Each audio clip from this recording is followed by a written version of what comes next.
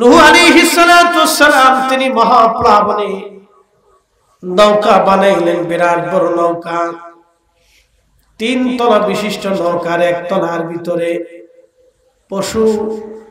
পশু পাখি তিনি রাখলেন, 1টা তলার ভিতরে পশু পাখি রাখার কারণে গরু, ছাগল, দুম্বা, হাতি এইসব পশু যখন রাখলো 1টা তলা, এটা পায়খানা করে করে তালা ভরে ফেললো। আল্লাহর পয়গম্বর ডাক দিয়ে বলেন, রব্বি এই যে বাথরুম করে নৌকা একবারে ভরে ফেলছে, আল্লাহ এই নৌকাকে সাফ করবে এখন। আল্লাহ বলেন, নূহ রে তোমার লাঠি দিয়ে হাতির পৃষ্ঠদেশে তুমি একটা আঘাত করো। আল্লামা ইমাম ইবনে কাসির আল বিদায়াতে লিখতেছে, এটা আমার কোনো বক্তব্য না, এটা বিশুদ্ধ কিতাবের বর্ণনা। আল্লাহর হাবিব বলতেছেন নূহ নবীকে আল্লাহ বলেন, নূহ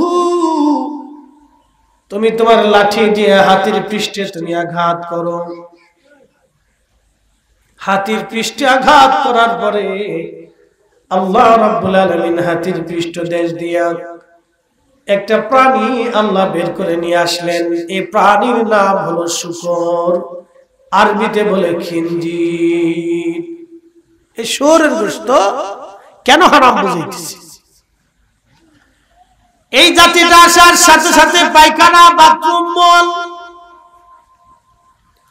পচা গলা খাওয়া শুরু করলো। এই পচা গলা খাওয়ার কারণে আদম জাতির জন্য আমার আল্লাহ এই প্রাণীর গোশত খাওয়াকে আমার আল্লাহ হারাম করে দিলেন।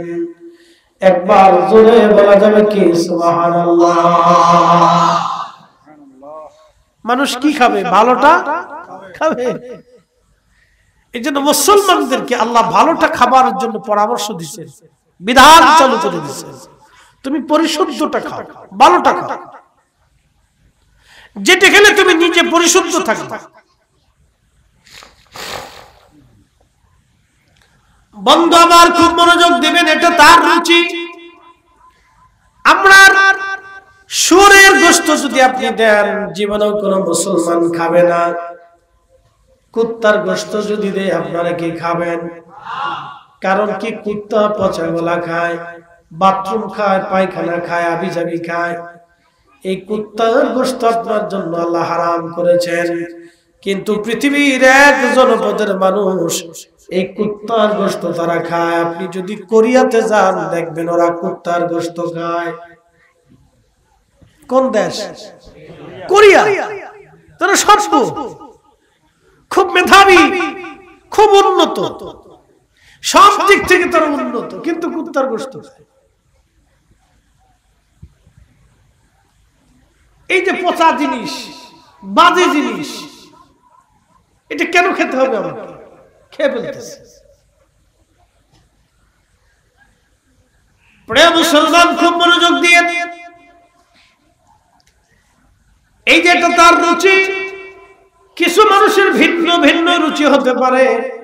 প্রিয় তোমার রাসূল কারীমের জন্য, প্রিয় আল্লাহর হাবিবের জন্য আমরা মিলাদুল মাহফিল সাজাই দিলাম।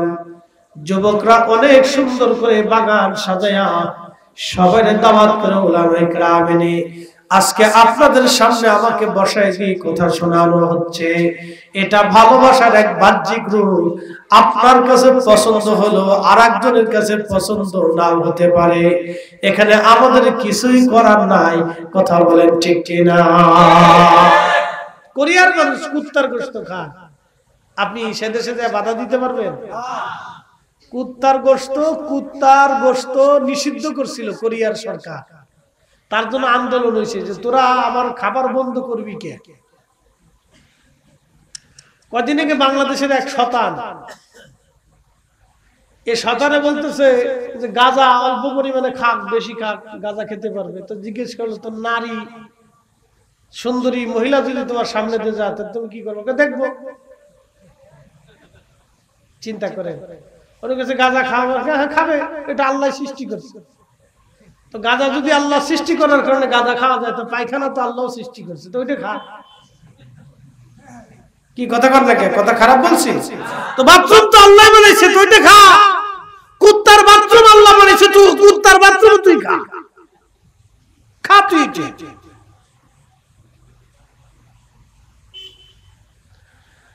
এটা হলো ভাইজান রুচি।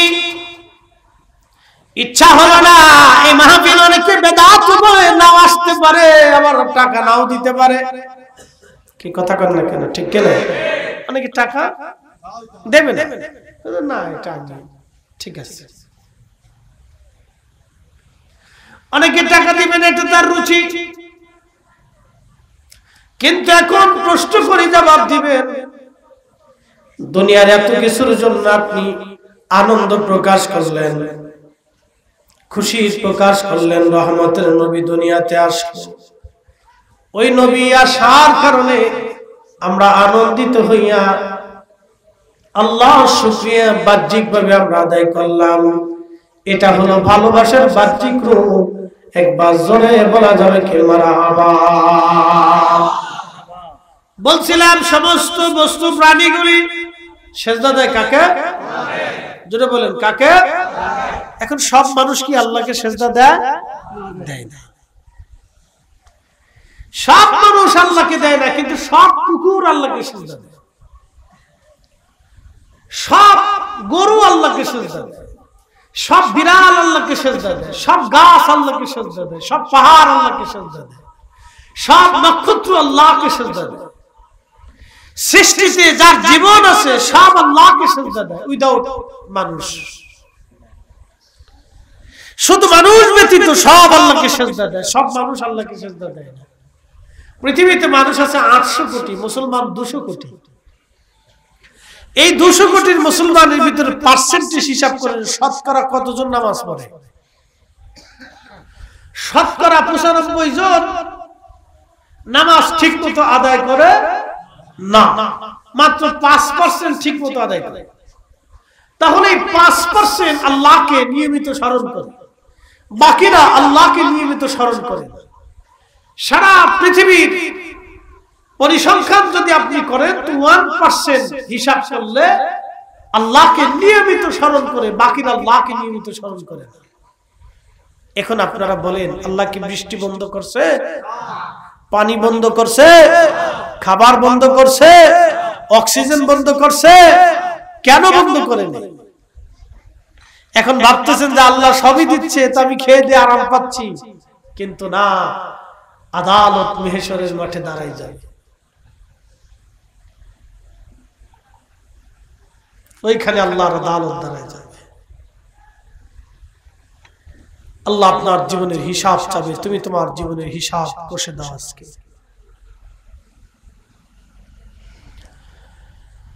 রাঙ্গুনিয়ার মুসলমান খুবই মনোযোগ। আমার রব ওই দিন হিসাব তলব করবে, বান্দা হিসাব তুমি কষে দাও। সেই দিন শুধু আমাদের হিসাব না, গরু ছাগলের হিসাব আসবে, প্রাণী পক্ষীদের হিসাব সেই দিন আসবে। আহা বড় কঠিন জায়গা। আল্লাহ নবী বলতেছেন গরু ছাগলের হিসাব যখন আসবে, এই রাঙ্গুনিয়ার আপনাদের এই এলাকার উত্তর পাড়ার গরু দক্ষিণ পাড়ার গরুকে মারছিল, কিয়ামতের ময়দানে এই গরু আল্লাহর আদালতে বিচার দায়ের করবে। রব্বুল আলামিন, দুনিয়াতে আমাদের কোনো বিচার ছিল না, আদালত ছিল না। আল্লাহ আজকে তোমার দরবারে আদালত বসছে। দুনিয়াতে উত্তর পাড়ার গরু আমাকে মারছিল, আল্লাহ আমি তার বিচার চাই। আল্লাহ বলবেন তোমাকে যেইভাবে মারছিল আজ তাকে মেরে দাও। কিয়ামতের মাঠে আল্লাহ ওই গরুটা সেইভাবে তারা গুতাবে, মারবে। মারা শেষ হয়ে যাওয়ার পরে ওই গরুগুলি আল্লাহ রাব্বুল আলামিন তাকে মাটি বানায় দিবে। হাসরের মাঠে তারা মাটি হয়ে যাবে। কুত্তা আসবে, দক্ষিণ পাড়ার কুত্তা উত্তর পাড়ার কুত্তারে মারছিল। সেই দিন আমার আল্লাহ বলবেন তোমাকে যেইভাবে কামড়াইছিল তুমি সেইভাবে আজ কামড়ায় দাও। কামড়ানো শেষ হয়ে যাওয়ার পরে হাসরের মাঠে আল্লাহ তাদেরকে মাটি বানায় দেবে। সমস্ত প্রাণী, ওই পাখি বলবে না সে আমার এইভাবে কষ্ট দিয়ে আমার ঠুকরিয়ে চামড়া গোশত উঠিয়ে ফেলেছিল।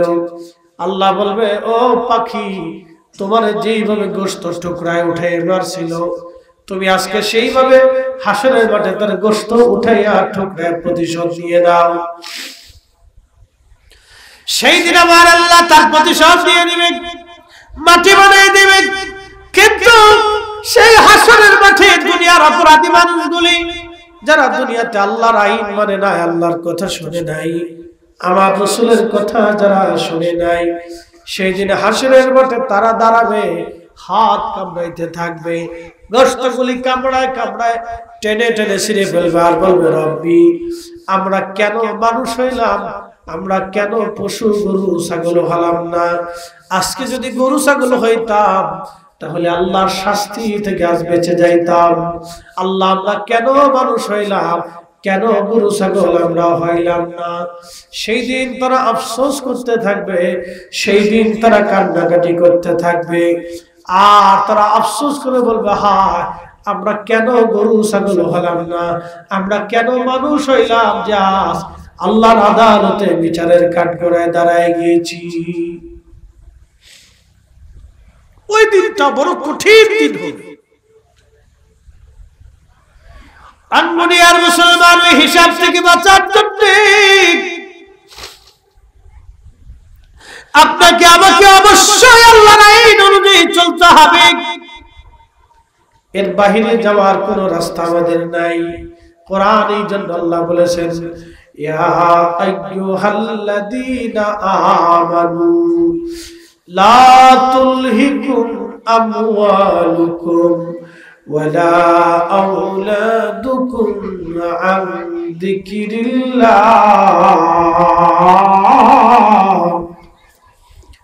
আল্লাহ বললেন, হাবিব উম্মতকে জানান, দুনিয়ার মোহে সম্পদের প্রেমে সন্তানের পাগল হইয়া আমার বান্দারা যেন আমি আল্লাহ জিকির থেকে মাহরুম না হয়, আমি আল্লাহ জিকির থেকে যেন তারা জুদা না হয়।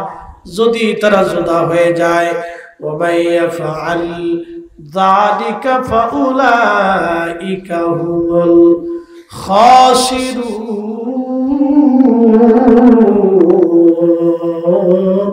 একবার জোরে বলা যাবে কি সুবহানাল্লাহ। সালাতুন ইয়া রাসূলুল্লাহ আলাইকুম সালাতুন ইয়া হাবিবাল্লাহ আলাইকুম সালাতুন ইয়া রাসূলুল্লাহ।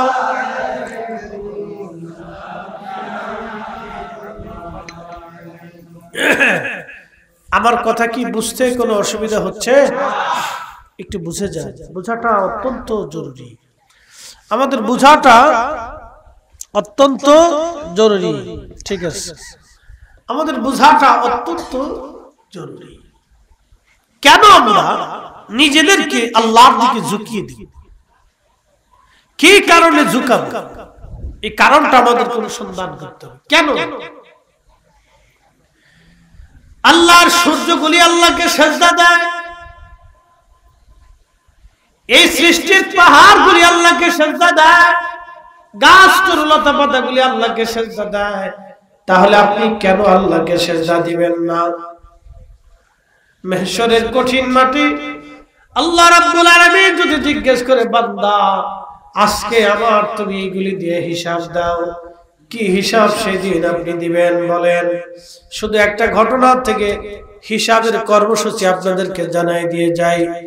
বনি ইসরাইলের একজন আল্লাহর বান্দা, তিনি আল্লাহকে ডাক দিয়ে বলেন, রব্বুল আলামিন আমি তো তোমার ইবাদত গুজারি রুনাজারি বান্দা, ও আল্লাহ তুমি আমারে 500 বছর হায়াত দাও। আল্লাহ বলেন, বান্দা 500 বছর হায়াত দিয়ে তুমি কি করবা? আল্লাহ জানে না? সব জানে, কিন্তু রব জিজ্ঞেস করতেছে তুমি 500 বছর হায়াত দিয়ে কি করবে? তো বান্দা বলতেছে, আল্লাহ আমার অনুভূতি, আমার ভালোবাসা, এই 500 বছর ধরে আমি আপনার ইবাদত করব। সুবহানাল্লাহ কইতেন না? আমার দিকে তাকান, কত বছর? 500 বছর বাঁচবেন? বাঁচার সুযোগ নাই। এখানে সর্বোচ্চ কত বছর? 80 বছরের বয়সের কেউ আছে? নাই, এত কম আছে। 100 বছরের কেউ খুঁজে পাওয়া যাবে না, খুব মুশকিল। ও লাখে কোটির ভিতরে 2-4-5 জন। মনোযোগ দিয়ে আল্লাহর বান্দাকে আল্লাহ ডাক দিয়ে বলতেছে, বান্দা 500 বছর হায়াত দিয়ে তুমি কি করবা? আল্লাহর বান্দা ডাক দিয়ে বলে, রব 500 বছর ধরে তোমার ইবাদত করতে চাই। আল্লাহ বলেন, দিলাম। 500 বছর ধরে সে ইবাদত করলো। সময় যখন শেষ, আল্লাহকে ডাক দিয়ে বলো, রব্বি আমার তুমি সেজদা হালতে আমার মউত দিবা। আমি যখন সেজদার মধ্যে থাকবো তোমার প্রশংসা করতে থাকবো, সুবহানা রাব্বিয়াল আলা, সুবহানা রাব্বিয়াল আলা। আমি ওই অবস্থায় আমার জান কবজ যেন হয়ে যায়, যাতে আমি সেজদা হালতে তোমার দরবারে উঠতে পারি। আমাদের বাসনা আছে না যে আল্লাহ যেন আমার সেজদা হালতে নিয়ে যায়, রমজান মাসে নিয়ে যায়, রোজার মুখে নিয়ে যায়, জুমার দিনে যেন আল্লাহ নেয়। কি বাসনা আছে না?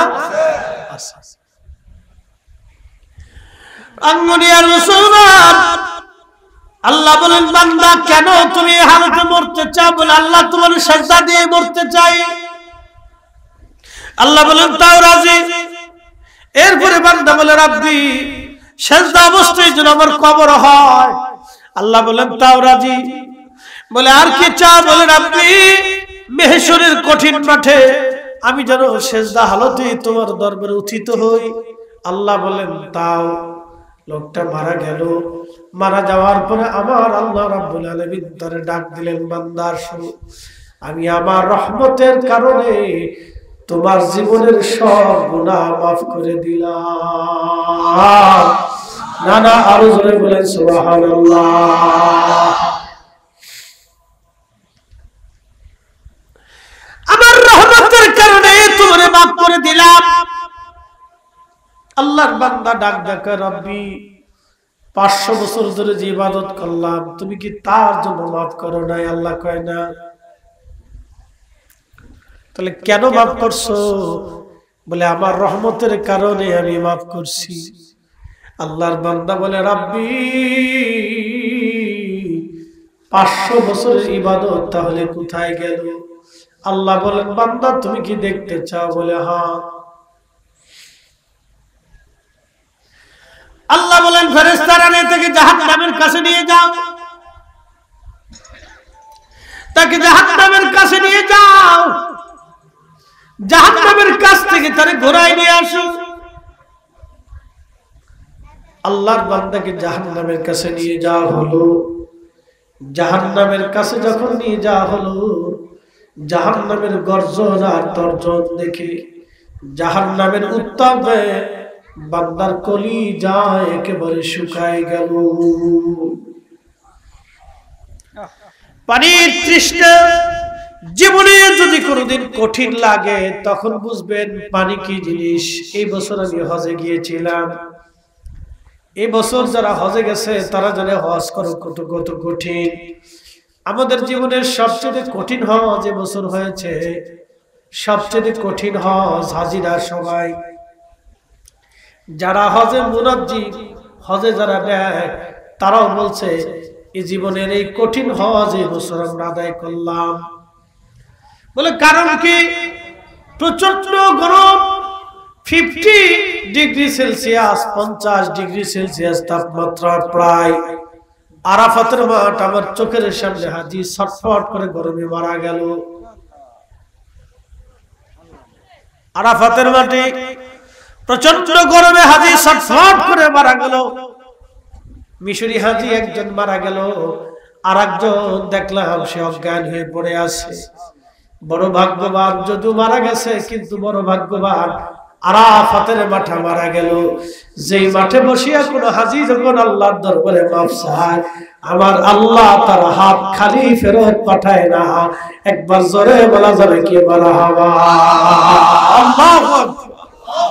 আরাফাতের মাঠে মানুষ হাজিরা যে কিভাবে কাঁদে, কিভাবে ডাক চিৎকার মেরে মেরে কাঁদে, ইয়া আল্লাহ ভুল করে ফেলছে, অপরাধ করে ফেলছে আল্লাহ। আরাফাতের মাঠে না গেলে বুঝবেন না, এই মাঠে গেলেই মানুষের হৃদয়ের পরিবর্তন এসেছে। আরাফাতের মাঠে যাওয়ার পরেই মানুষের হৃদয়ের পরিবর্তন আসে। তো পানির তৃষ্ণাতে কলিজা শুকায় আসে, জিহ্বার গোড়া দিয়ে শুকিয়ে যায়, কণ্ঠটালি লাল শুকিয়ে যায়। পানি গরমের আবহাওয়াতে রুগ্ন বাতাসে শুকায় আসে। আরো কঠিন পানির তৃষ্ণা সেই দিন বড় কঠিন।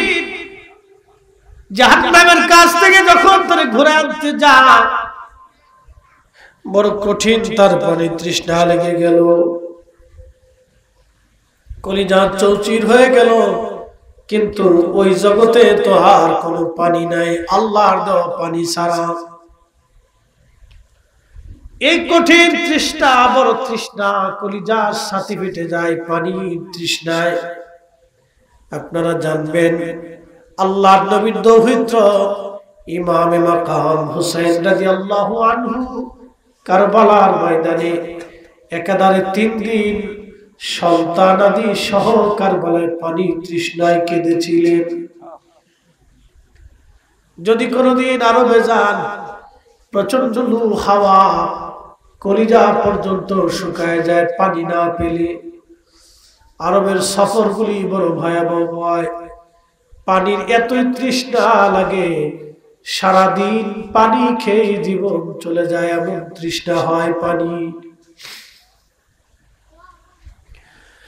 আওলাদ রাসূল সাইয়্যিদুনা হুসাইন রাদিয়াল্লাহু আনহু কারবালার ময়দানে পানি তৃষ্ণায় তিনি একবারে পেরেশান। আহা, একেবারে 3 দিন পর্যন্ত পানি দেওয়া হয় নাই, একেবারে 3 দিন পর্যন্ত পানি হয় নাই। তার খুব মনোযোগ দিবেন। ওই রাস্তা দিয়ে একদিন হযরত আলী রাদিয়াল্লাহু আনহু যাচ্ছেন। যাওয়ার সময় তিনি তেনার ঘোড়ার উপর থেকে নিচে নামলেন। নামার পরে হুসাইন রাদিয়াল্লাহু আনহু যে এখানে শহীদ হয়েছিলেন, তিনি ওইখানে গেলেন। ওইখানে এক ধরনের গাছ ছিল, গাছের নাম হামজাল। এই হামজাল গাছের পাশে তিনি দাঁড়াইয়া 2 রাকাত নামাজ পড়ে আল্লাহর দরবারে হাত তুলে তুলে তিনি কান্না করতেছিলেন। সাহাবীরা বললেন, ইয়া আমিরাল মুমিনিন, কি জন্য আপনি হামজালের পাশে দাঁড়ায় দাঁড়ায় আপনি চোখের পানি ফেলে ফেলে হাত তুলে কাঁদেন? হযরত আলী বললেন, দুনিয়ার মানুষে আমি আমার মাসুক নবীর জবান থেকে শুনেছি এই গাছের পাশেই কারবালার ময়দানে আমার হুসাইনকে নির্মমভাবে এই উম্মতের মানুষেরা শহীদ করে দিবে। আমার সাহাবীরা, আমার রাসূলের সাহাবীরা, যদি কোনদিন তোমরা ওই দিন বেঁচে থাকো আর আমার হুসাইনকে যদি তোমরা পাও, এই কারবালায় যদি তোমরা আসো, আমার হুসাইনকে তোমরা সাহায্য করবা, আমার হুসাইনের পক্ষে তোমরা তলোয়ার ধরবা। সাবধান আমার সাথীরা, তোমরা শুনে রাখো, আসমানের নিচে জমিনের উপরে সাহাবায়ে কেরামের শাহাদাতের পরে এই জমিনের সর্বশ্রেষ্ঠ শহীদ হলো কারবালার শহীদরা। একবার আওয়াজ তুলে বলা যাবে কি সুবহানাল্লাহ। সালাতুন ইয়া রাসূলুল্লাহ আলাইকুম সালামুন ইয়া সালাতুন ইয়া রাসূলুল্লাহ আলাইকুম সালামুন ইয়া। এই কারবালার মাঠে শহীদ হবে সাহাবায়ে কেরামের পরে সবচেয়ে দামি শহীদ আল্লাহ আওলাদ রাসূল ইমাম হুসাইন। 3 দিন পানি পরিবারে দেওয়া হয় নাই, ফরাত নদী বন্ধ করে দেওয়া হলো। পানির যত কষ্ট, যদি পানি না থাকে তাহলে বুঝবেন। আফ্রিকার মরুভূমি আছে সাহারা, বাংলাদেশের 30টা দেশের সমান হবে একটা মরুভূমি। একবার সুবহানাল্লাহ বলা যাবে কিনা? বাংলাদেশের 30টা দেশের সমান হবে একটা মরুভূমি। তাহলে চিন্তা করেন সেই মরুভূমিটা কত বিরাট হবে। আহা, সেই মরুভূমির আশেপাশের যে দেশগুলি আছে, এই দেশের মানুষেরা জানে পানির কত দাম। পানির কথা বললো তারা বুঝে। হযরত আওলাদে রাসূল হুসাইন রাদিয়াল্লাহু আনহু 3 দিন পরিবারে কোনো পানি নাই, পানির বিরাট বড় অভাব, পানির বিরাট বড় অভাব, কঠিন অভাব পানি। আল্লাহ, পরিবারের মধ্যে কোনো পানি নাই। হযরত ইমাম হুসাইন রাদিয়াল্লাহু আনহু স্ত্রী ছিলেন শাহরবানু। আহা, ছোট্ট বাচ্চাকে কোলে করে নিয়ে আসছে স্বামী রে, স্বামী আমার, আপনি ছোট্ট বাচ্চাটাকে কোলে করে নিয়ে যান, সব দুষ্টদের সামনে নিয়ে চলে যান। যদিও তারা আপনার সাথে দুশ্মনী করতেছে স্বামী, কিন্তু এই বাচ্চার সাথে তো তাদের কোনো দুশ্মনী নাই। স্বামী রে, আমার সন্তান আজকে 3 দিন আমি মা পানি দিতে পারি নাই, পানির অভাবে আমার শরীর পর্যন্ত শুকায় গেছে, আমার জিহ্বা পর্যন্ত শুকায় গেছে, আমি তারে আমার দুগ্ধ পান করাইতে পারি না। স্বামী রে, সন্তানটাকে নিয়ে কারবালায় সীমারের সামনে ইয়াজিদি সৈন্যদের সামনে নিয়ে দাঁড়া, যদি ওদের দয়া লাগে বাচ্চাটারে পানি পান করাবে। সেই দিন ইমাম হুসাইন রাদিয়াল্লাহু আনহু ছোট্ট শিশু আলী আকবরকে কোলের মধ্যে নিয়ে তিনি কারবালার সামনে দাঁড়ায় গেলেন। আহা, একটু কথা শুনে যান, যারা নানার উসিলায় আকাশ থেকে বৃষ্টি হয়, যা নানার উসিলায় ফোরাত নদী আজ প্রবাহিত হয়। পৃথিবীর 2টা নদী জান্নাত থেকে আসছে, একটা নদীর নাম ফোরাত, আর একটা নদীর নাম নীল নদ। 2টা নদ জান্নাত থেকে প্রবাহিত হয়ে আসছে। পৃথিবীর 2টা নদী আল্লাহ জান্নাত থেকে সরাসরি আল্লাহ পাঠিয়েছে। একবার জোরে বলা যাবে আল্লাহু আকবার। আহা, 2টা নদী জান্নাত থেকে আসছে।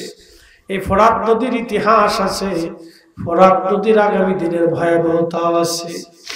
আল্লাহ রাসূল বলেন, মাত্র এই ফোরাত নদী শুকায় যাবে, যখন স্বর্ণের পাহাড় ভেসে উঠবে, তখন সারা পৃথিবীতে এই স্বর্ণকে কেন্দ্র করে মারামারি যুদ্ধ শুরু হবে। ওই যুদ্ধে 1 জন না 2 জন না, শতকরা 99 জন মানুষ মারা যাবে, 1 জন মাত্র মানুষ বেঁচে থাকবে। ফোরাত নদীকে কেন্দ্র করে একটা যুদ্ধ হবে সারা পৃথিবীতে। এই যুদ্ধে এমন মানুষ পর্যন্ত জড়িয়ে যাবে, সারা পৃথিবীর যুদ্ধে জড়িয়ে যাবে, শতকরা 1 জন মানুষ বেঁচে থাকবে, 99 জন মানুষ মারা যাবে। সেটা কিয়ামতের আগে ফোরাত নদী শুকায় আর স্বর্ণের পাহাড় ভেসে উঠবে। তার মানে ফোরাতের নিচে স্বর্ণের পাহাড় এখনো আছে, ফোরাতের নিচে স্বর্ণের খনি এখনো আছে। আহা, এই ফোরাত নদী জান্নাত থেকে প্রবাহিত হয়েছে, যার কারণে আজও পর্যন্ত এই ফোরাত নদী শুকায় নাই। লক্ষ লক্ষ বছর হায়াতে ফোরাত নদীর ছোট্ট একটু নদী পানি প্রবাহিত হয়ে যায়, কোনদিন ওই নদী শুকায় না, একটা সেকেন্ডের জন্য শুকায় না। আর এই ফোরাত নদীর তীরে আওলাদে রাসূল হুসাইন রাদিয়াল্লাহু আনহু দাঁড়াইলেন 22,000 ইয়াজিদি সৈন্যদের সামনে দাঁড়ায়া চোখের পানি ছেড়ে কান্দার বলে, ইয়াজিদ বাহিনী, তোমাদের দৃষ্টিতে আমি অপরাধী হতে পারি, কিন্তু আমার এই ছোট্ট শিশুটা তো কোনো অপরাধ করে নাই, একটু পানি দিবা, একটু পানি দিবি। আজকে বাবা হয়ে 3 দিন তার মুখে 1 ফোঁটা পানি দিতে পারি না। আমি বাবা হয়ে 3 দিন আমি আমার ছোট্ট কলিজার টুকরার মুখে পানি দিতে পারি নাই। সেই দিনের আকুতি বিনতি, যার নানা আসমানের দিকে তাকাইলে আল্লাহর আকাশ থেকে বৃষ্টি হইত, যারা চাইলে ফোরাত নদীর পথ পরিবর্তন করিয়া আবার আল্লাহ হুসাইনের তাঁবুর দিকে নদী ঘোরায় দিত। কিন্তু আজকে তারা পানির আশা নিয়ে উম্মতের সাথে দাঁড়াইছে। এটা উম্মতের জন্য বিরাট বড় পরীক্ষা। আওলাদ রাসূল দাঁড়ায় কাদের বলে, হুসাইন বলছি আমার এই ছোট্ট শিশুটাকে একটু পানি দাও। সেই দিন বেঈমানদের মনে মায়া লাগে নাই। দূর থেকে এক দুষ্ট শিশুর ডাক দিয়ে বলল, অপেক্ষা করো, জনমের পানি পান করাইতেছি। এই কথা বলে একটা তীর নিক্ষেপ করে ইমাম হুসাইন রাদিয়াল্লাহু আনহুর কোলে ধরে রাখা ছোট্ট শিশুটার কলিজা বিদীর্ণ হয়ে গেল, গল গল করে রক্ত পড়তেছিল। হুসাইন রাদিয়াল্লাহু আনহু আল্লাহর আকাশের দিকে তাকায় কাঁদে আর বলে, রব্বি, আপনি দেখছেন আমার আলী আসগর কোন অপরাধ করে নাই, বিনা অপরাধে ওরা আমার সন্তানটাকে শহীদ করে দিল। আল্লাহ আল্লাহ কিয়ামতের ময়দানে আমি হুসাইনের বিচার প্রার্থনা করি। সন্তানকে বুকে করে নিয়ে রক্তমাখা অবস্থায় ইমাম হুসাইন তাবুর পাশে দাঁড়ায় ডাক দিছে, বিবিরে আয় আয়, আজকে এমন পানি পান করে এসেছি আমার আলী আসগর আর কোনদিন পানির জন্য তোমার বিরক্ত করবে না রে বিবি। আমার সন্তান আর কোনদিন কাঁদবে না, আর কোনদিন তোমার কাছে পানি খাবার চাবে না রে বিবি। ইমাম জয়নুল আবেদিন বলতেছেন, দুনিয়ার মানুষ, কারবালার বেঁচে যাওয়া একমাত্র পুরুষ সাক্ষী ছিলাম আমি। আমার আব্বা জানো, আমার আব্বা জানের কাছে আমার ছোট ভাই আলী আসগরকে কোলে তুলে ধরে দিয়ে দিলেন। সেই দিনের কান্না আল্লাহর আকাশের ফেরেশতারা কেঁদেছিল। আহা, বেঈমানদের মনে মায়া লাগে নাই। আরে ভাই বুঝি রে যাই রে সোনা, কারবালার মাতম জারি। আরে ভাই বুঝি রে যাই রে সোনা, কারবালার মাতম জারি। কান্দে ইমাম হুসাইন বিনয় করি, আলী আসগরের লাশ বুকে ধরি। কান্দে ইমাম হুসাইন বিনয় করি, আলী আসগরের লাশ বুকে ধরি। এক ফোঁটা পানি দিল না ওরা, বুকেতে তীর দিল মারি। আরে এক ফোঁটা পানি দিল না ওরা, বুকেতে তীর দিল মারি। আরে ওই বুঝি রে যাই রে সোনা, কারবালার মাতম জারি। সালাত ইয়া রাসূলুল্লাহ আলাইকুম, সালাত ইয়া রাসূলুল্লাহ আলাইকুম, সালামুন ইয়া হাবিবাল্লাহ। রাঙ্গুনিয়ার মুসলমান হযরত ইমাম হুসাইন রাদিয়াল্লাহু আনহুকে সেদিন পানি দেওয়া হয় নাই। তার পরিবার তৃষ্ণা অবস্থায় কঠিন কষ্ট নিয়ে ময়দানে দাঁড়ানো ছিলেন। একটা কথা মনে রাখবেন, সেদিন তারা মাথা নত করেন নাই। ও নবীর উম্মত, নবীর আশিক ভালো করে শুনে যান, একটা সেকেন্ডের জন্য তারা মাথা নত করে নাই। হযরত ইমাম হুসাইন তাবুর ভিতরে ঢুকে বিবিদের কাছ থেকে বিদায় নিলেন, সন্তানদের কাছ থেকে বিদায় নিলেন। ছোট বোন জয়নব রাদিয়াল্লাহু আনহার সামনে দাঁড়াইলেন, বোন রে আমার আব্বা জানের দেওয়া জুলফিকার তলোয়ারটা আমার হাতে দাও। জুলফিকার তলোয়ার হাতে নিলেন, আর হযরত যায়েনব রাদিয়াল্লাহু আনহা জুলফিকার তলোয়ার হাতে নেওয়ার পরে আমির হামজা রাদিয়াল্লাহু আনহুর বর্মটা তিনি গায়ে দিলেন। বর্মটা গায়ে দেওয়ার পরে আমির হামজার বর্ম গায়ে লাগানোর পরে তিনি আল্লাহর নবীর দেওয়া সবুজ জুব্বা পাগড়িখানা মাথায় বাঁধলেন। সবুজ পাগড়ি মাথায় বাঁধার পরে আহলে বাইতে রাসূল ইমাম হুসাইন তিনি এবার রওনা করবেন। বোন জয়নবকে ডাক দেয়া বললেন, জয়নব রে, আমার কাছ থেকে তুমি শুনে নাও দুইটা অপশন। আমি শহীদ হয়ে যাব, ওরা আমাকে শহীদ করে দিবে, কিন্তু জয়নব রে, শহীদ হয়ে যাওয়ার পরে বোন রে, আমার লাশের সাথে ওরা অত্যাচার করবে, নির্যাতন করবে, জুলুম করবে।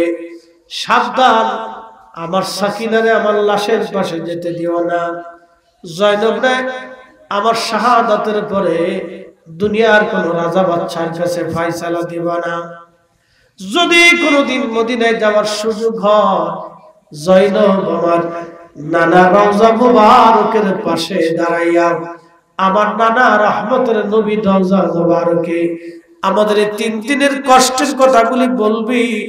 জয়নব সাবধান, দুনিয়ার কোন রাজা বাদশার কাছে ফয়সালা টানতে যাবি না। একবার জোরে বলা যাবে কি আল্লাহু আকবার। রব্বুনির মুসলমান, হযরতে রাসূল কারীমের আওলাদ রাসূল সুলতানে কারবালা হুসাইন রাদিয়াল্লাহু আনহু রওনা করলেন, যুদ্ধে জড়ায় গেলেন। বেঈমানদের সাথে লড়াই শুরু হয়ে গেল। একটু চিন্তা করেন, 3 দিনই তৃষ্ণার্ত ক্ষুধার্ত তিনি, চোখের সামনে সন্তানরা শহীদ হইলেন, ক্লান্ত হন নাই, লড়াই চালাইতে লাগলেন, একাধারে লড়াই। যুদ্ধ করতে করতে 133টা তীর ওনার শরীর থেকে যাত্রা করলো। 121টা বর্ষার আঘাত, দুঃখিত 33টা তলোয়ারের আঘাত ওনার শরীরকে ঝাঁঝরা করে দিল। 21টা বর্ষার আঘাত ওনার শরীর থেকে বিদ্ধ করলো। উনি পড়ে গেলেন। পড়ে যাওয়ার পরে গলার মধ্যে সীমা বসে, গলার মধ্যে তলোয়ার চেপে ধরছে। আহলে বাইতের রাসূল তখনই ডাক দিয়ে বলতেছে, সীমা, আমি তোমাকে চিনছি, তুমি সেই কালো ডোরা কাটা কুকুর। আমার নানা 50 বছর আগে বলেছিলেন, হুসাইন, আমি স্বপ্ন দেখেছি একটা কালো ডোরা কাটা কুকুর তোমার রক্তের মধ্যে মুখ লাগাইছে। সীমা ছিল শ্বেত রোগী, তার শরীরে বিভিন্ন জায়গায় ছিল সাদা সাদা, কালা কালা, শ্বেত রোগী ছিলেন। এই জন্য আল্লাহর নবী তাহলে কালো ডোরা কাটা কুকুরের সাথে তুলনা দিয়েছেন। সীমার রে, তুই সেই কালো ডোরা কাটা কুকুর আমাকে শহীদ করে দিবি আমি জানি, কিন্তু একটু সময় দিবি, মাত্র 2 রাকাত নামাজ আমি আদায় করে নেব। একবার জোরে বলা যাবে আল্লাহু আকবার। আমরা তারই নানার উম্মত, নামাজে আমাদের বিরাট বড় নিহাত। আল্লাহর কোরআন বলতেছে, ইয়া আইয়ুহাল্লাযীনা আমানুস্তাঈনু বিস-সাবরি ওয়াস-সালাহ।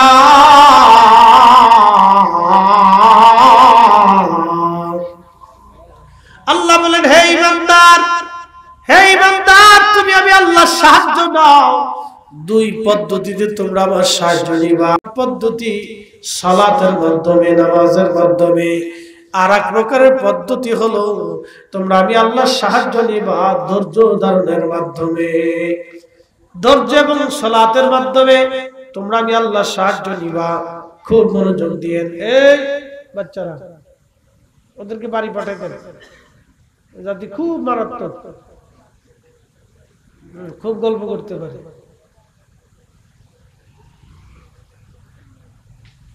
তোমরা কথা বলো না মা, এই শোনো আমার দিকে তাকাও, কথা বলবো না, ঠিক আছে? কথা বলে চলে যাও, বাড়ি চলে যাও, বাড়িতে গল্প করো। বাপরে বাপ, গল্পের ছোটে ওয়াজ করা যাচ্ছে না। এদের আল্লাহ একটা গুণ দিছে, আমি নাম দিছি আনলিমিটেড রেডিও, ব্যাটারি ছাড়া। এদের মায়ের জাতিরা খুব মারাত্মক। 10 জন মহিলা এক জায়গায় বসলে মনে হয় যে বাজার মিলে গেছে। পুরো গল্প করতে পারে তারা, গল্পের শেষ নেই। মারাত্মক এরা। একসাথে বলেন তো আল্লাহু আকবার। না না, আরেকটু জোরে বলবেন আল্লাহু আকবার। ইমাম হোসেন কি মিথ্যার কাছে মাথা নত করছে? করছে? আমরা করব? আমরা করব? আহলে সুন্নাত ওয়াল জামাতের জন্য আমরা আমাদের জীবনকে কুরবানি করে দিব, তো ঈমান বিক্রি করব না। কথা বলেন ঠিক কি না? দুই পদ্ধতিতে আল্লাহর সাহায্য নাও। কয় পদ্ধতি? বাকি আলোচনায় যাচ্ছি। ওরা বলছে একটু হাসান হুসাইনের ঘটনার জন্য ওয়াজ হলো বক্তার উপরে দিয়ে দিতে হয়, এটা নিয়ম। তারপরে ওদের আশা একটু শুনতে চায়, মনের আশা। তো ঠিক আছে ইনশাআল্লাহ, তো মনোযোগ দেন। আহলে বাইত রাসূল তেনারা বাতিলের কাছে মাথা নত করে। অ্যাটেনশন, সন্তান শহীদ হল, নিজে শহীদ হচ্ছে, তখন সীমাকে বলে একটু সময় দাও, 2 রাকাত নামাজ পড়ে নিব। তখন তিনি 2 রাকাত নামাজ পড়লেন, রক্ত ঝরতেছিল। ওই অবস্থায় তিনি আল্লাহকে সিজদা দিলেন। এজন্য আল হাসান ওয়াল হুসাইন সাইয়্যিদা শাবাবি আহলিল জান্নাহ। হাসান আর হুসাইন দুইজন জান্নাতি যুবকদের সর্দার। একসাথে বলা যাবে সুবহানাল্লাহ। পৃথিবীতে একজন ব্যক্তির 2টা মাজার। একজন ব্যক্তির কয়টা মাজার? 2টা মাজার। তিনি অনলি 1 পারসন, ইমাম হুসাইন রাদিয়াল্লাহু আনহু। আর অন্য কেউ যদি বলে যে তার 2টা মাজার, ওটা আমি বিশ্বাস করি, এটা ভ্রান্ত কথা। কেউ যদি বলে যে অন্য কারো 2টা মাজার আছে, তা আমি বিশ্বাস করি। একজন ব্যক্তির 2টা মাজার, তিনি ইমাম হুসাইনের। একটা মাজার হচ্ছে শুধু দেহ মোবারক, আর আরেকটা মাজার হচ্ছে শুধু মাথা মোবারক। আল্লাহু আকবার, জোরে বলেন আল্লাহু আকবার। মিথ্যার কাছে মাথা নত না করা এক অকুতোভয় বীর। যিনি আহলে বাইত রাসূল ইমাম হুসাইন, মিথ্যার কাছে যিনি মাথা নত করেন নাই, অকুতোভয় বীর। সেখান থেকে পৃথিবীর যত সুফি, যত ওলি আসছে, সবাই মিথ্যার কাছে মাথা নত না করা অকুতোভয় বীর। শাহজালাল আমিন মুজাররিদি মিথ্যার কাছে মাথা নত না করে এক অকুতোভয় বীর। শুধু খানকার বীর ছিলেন না, জিহাদের ময়দানের বীর। কথা বলে ঠিক না বেটা? শুধু খানকার বীর ছিলেন না, জিহাদের ময়দানের এক বীর।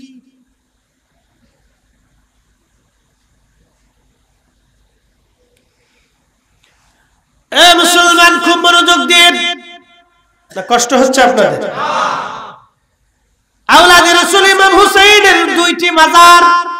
একটা মাজার হচ্ছে দেহ মোবারক কারবালার ময়দানে, এই মাজারের কথা বলি। তারপরে মাথা মোবারকের কথা বলবো। ওনার পবিত্র দেহ থেকে মাথা কেটে ফেলে দেওয়া হলো, মাথা মোবারক আলাদা করে ফেলে দেওয়া হলো। বুঝতে পারতেছেন কত নির্মমতা, কত ভয়াবহতা। সেই দিন কেউ করে নাই, হিন্দু করে নাই, বৌদ্ধ করে নাই, খ্রিস্টান করে নাই, ইহুদিরা করে নাই, শিখেরা করে নাই, অন্য কোন ধর্ম জাতির লোকেরা করে নাই। সেই খণ্ড বিখণ্ড দেহ যারা করেছিল তারা মুসলমান নামধারী। এই মুনাফিকের গোষ্ঠী ইসলামের এত পরিমাণে অপূরণীয় ক্ষতি করেছে যা বলার বাহির মতো। ইসলাম ও মুসলমানের এত পরিমাণে ক্ষতি তারা করেছে যা আপনি হিসাব কষে কোনোদিন টের করতে পারবেন না, যা অন্য অন্য ধর্মের লোকেরাও পারে নাই, যেটা নামধারী মুসলমানরাই ক্ষতিটা করে দিয়েছে। যদি উপমহাদেশে সুফি সাধক আল্লাহর ওলিরা আসতেন, তাহলে আমরা দ্বীন পাইতাম না, ইসলাম পাইতাম না। আজকে সেই ওলিরা হইছে বেদাতি, আজকে তারাই হইছে মাজার পূজারী, তারাই হইছে শিরকি, তারা আজকে বেদাতি হয়ে গেছে। একবার জোরে বলা যাবে কি নাউজুবিল্লাহ। আজকে এত বছর পরে এই আমাদের ঘরে আসতেছে। হাজির ইমাম হুসেন রাদিয়াল্লাহু আনহুর পবিত্র দেহ মুবারক ওরা নিয়ে কারবালার ময়দানে মাটি খনন করে দাফন করলো। তারা দাফন করার পরে তারা ওই এলাকার যত ইয়াজিদি সদস্য ছিল সবাই মিলে ফোরাত থেকে পানি আনলো। পানি এনে পানি দিয়ে পুরা কারবালার মাঠ সয়লাব করে দিল পানি দিয়ে। বলে কারণ কি? পানি মেরে মেরে তারা পোড়া মাঠ সমান করে দিল। ইমাম হুসাইনের পবিত্র মাজার কোন জায়গা আছে যাতে কেউ টের করতে না পারে, সেই জন্য পানি দিয়ে পুরা মাঠ সমান করে দিয়ে দেওয়া হলো। আহা, কত বড় নির্মমতা, কত বড় পৈশাচিকতা তাদের সাথে জুলুম করা হয়েছিল। কত কঠিন জুলুম সেই দিন তাদের সাথে করা হলো। পানি দিয়ে সারা কারবালার মাঠ ভরে দেওয়া হলো। হুসাইন রাদিয়াল্লাহু আনহুর পবিত্র মাজার যাতে কেউ কোনোদিন খুঁজে না পায়, ওরা পানি মেরে সারা কারবালার মাঠ সমান করে দিয়ে চলে গেল। চলে যাওয়ার পরে একজন বেদুইন তিনি মরুভূমি থেকে সংবাদ পাইলেন কয়েকদিন পরে হুসাইন নাই, কারবালায় হুসাইন শহীদ হয়ে গেছে। এই কথা শুনিয়া বেদুইন সুদূর মরুভূমি থেকে রওনা হয়ে গেছে। ভালো যে যারে ভালোবাসে তার কথা শুনলে সে আর ধৈর্য ধরতে পারে না। সন্তান বিদেশ থেকে আসবে, বাবা মা অপেক্ষায় প্রহর গুণে সন্তান কখন আসবে। বাবা বিদেশ থেকে আসবে, ছেলেটা বারবার ঘরের ভিতরে পায়চারা করে, বাড়ির সামনে দিয়ে পায়চারা করে আব্বু কখন আসবে। মাকে বারবার দেয়া বলে মা আব্বা কখন আসবে, কখন আসবে, কখন আসবে। ছেলেটা কান্না করতে থাকে, ছেলেটা আনন্দে আত্মহারা হইয়া সারা বাড়ি ঘুরে দৌড়ে বেড়াইতে থাকে। কারবালার বেদুইন আশিক রাসূল সুদূর মরুভূমি থেকে দৌড়ে আসছে কারবালায়। আসার পরে কারবালার মানুষদেরকে জিজ্ঞেস করে, কারবালাবাসীরে বলো আমার হুসাইনের মাজার মোবারক কোন জায়গায় আছে, সমাধি কোন জায়গায় আছে। কারবালার মানুষ বলতো যে শোনো বেদুইন, তিনার মাজার কোন জায়গা আছে বলতে পারবো না। কারণ হলো তাকে সমাহিত কইরা ওরা পানি দিয়ে একবারে সারা কারবালার মাঠ সমান করে দিয়ে গেছে। কোথায় কোন জায়গা মাজার এটা আমি বলতে পারবো না। ইমাম ইবনে কাসির আল বেদার মধ্যে লিখতেছেন, ঠিক তখনই বেদুইনটার মনে মনে চিন্তা হলো, যাদের গা মোবারক থেকে নবীজি জান্নাতের খুশবু নিছে, তাদের শরীর মোবারক থেকে জান্নাতের খুশবু আসতো। তারা যে জায়গায় ঘুমায় তাদের কবর থেকে, তাদের রওজা থেকেও জান্নাতের ঘিরান আসবে। একবার জোরে বলা যাবে আল্লাহু আকবার। নারে চিৎকার করে জোরে বলেন আল্লাহু আকবার।